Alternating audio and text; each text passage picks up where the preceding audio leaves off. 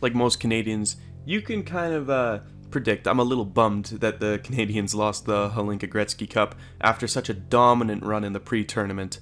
But there's one positive I'm taking out of this though, and it does not have anything to do with the Canadians.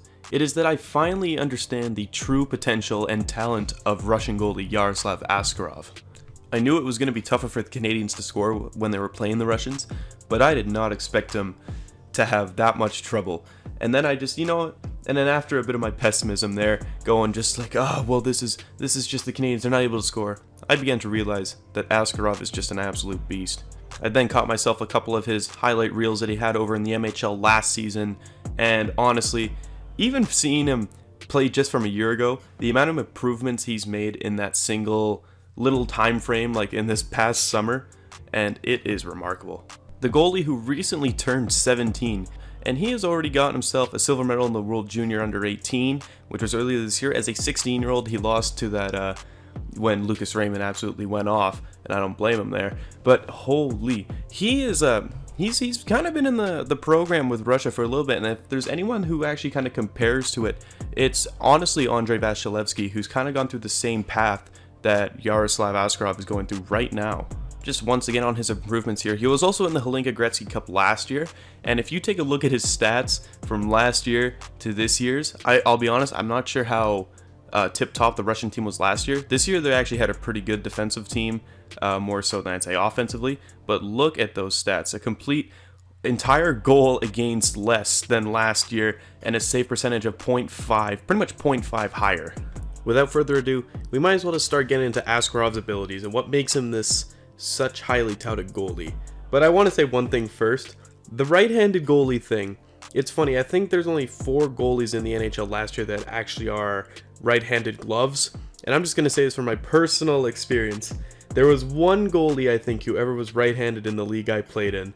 He was not the best goalie in the world, but there was just something about that right-handed glove, because I refed with him and everything too, and I'm just like, and I told him, I'm like, that right-handed glove, like, it stops me, because I love a lot of people, especially, like, you for almost every other goalie, you're shooting on the blocker, and in my opinion, usually the goalie's blocker is worse than the glove, so it's a stigma thing. You got to think about it before you shoot. Sometimes it's like, oh no, I forgot this guy's right-handed. So how many times this kid robbed me just because I shot left side on him. I am left-handed, so say I'm coming from the right side, I played right wing, and I shoot to the left. He just snagged me every time.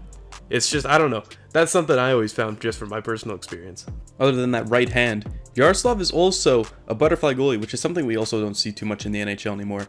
Usually all the goalies have moved on to more of a hybrid style, just basic all-around coverage. But Yaroslav Askarov really likes to keep it down low and control the puck with great rebound control and his great glove hand. Askarov is able to slide around so fast on the ice. Getting that post-to-post coverage is really essential for his success, and honestly is where a lot of his saves are made. I'm not sure if you guys remember, I will have the clips here because they actually were pretty big parts of the U18 Hlinka Gretzky final there, where he was just throwing himself around on the bottom. They're making like 3 saves each, crazy rebounds. Like the thing too, with most goalies, you might have one rebound that actually like really flies out on one of those plays. There he kind of kept it, within the fine perimeters of the crease. He didn't let it go too far.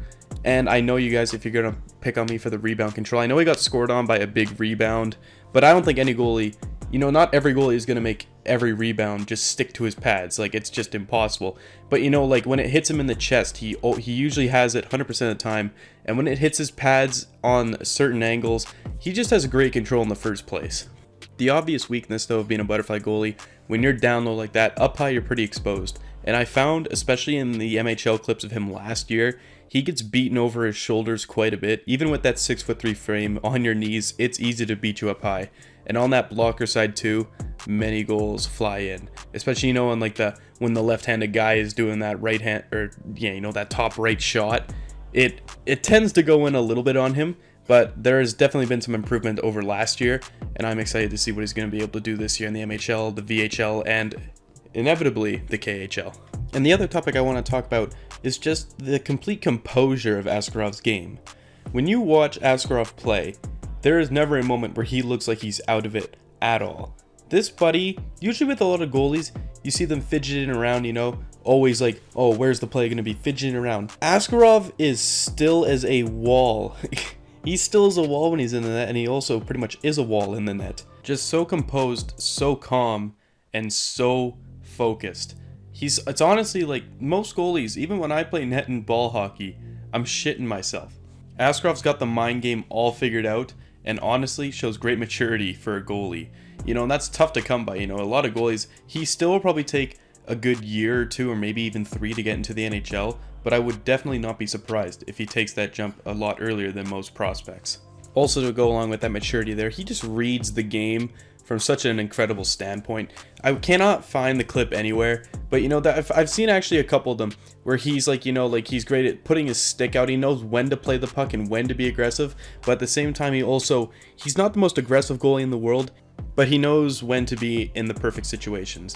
For example, on the breakaways, it's not like he's out there at the hash marks and he's rolling back trying to challenge anything, or he's like running out to that, you know, he's running out to the top of the circle to challenge shots or anything like that.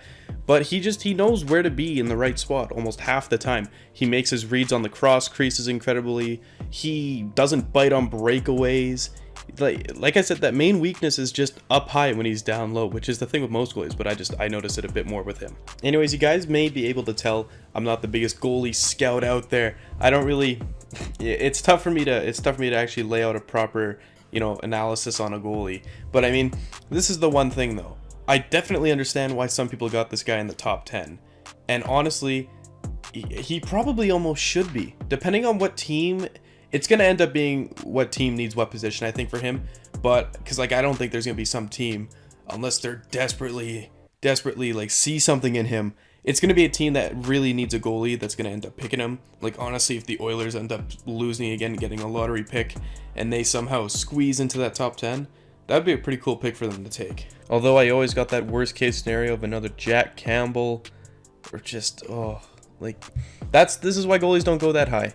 But I feel Askarov is different. There's something else with this guy that I see, and you know, in other goalie prospects that we've seen in the past. There's a reason why this guy is expected to go as high as he can and not one of the early second rounds, so it's not as much of a risk.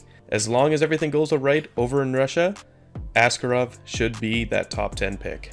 Anyways, that was my little take on Yaroslav Askarov. I'm going to be keeping an eye on him, just as I expect most of you to be doing the exact same. Anyways, tell me where you guys think he's going to go in the comments down below. And I hope you guys enjoyed this prospect report, and I'll see you guys in the next one. Bye-bye.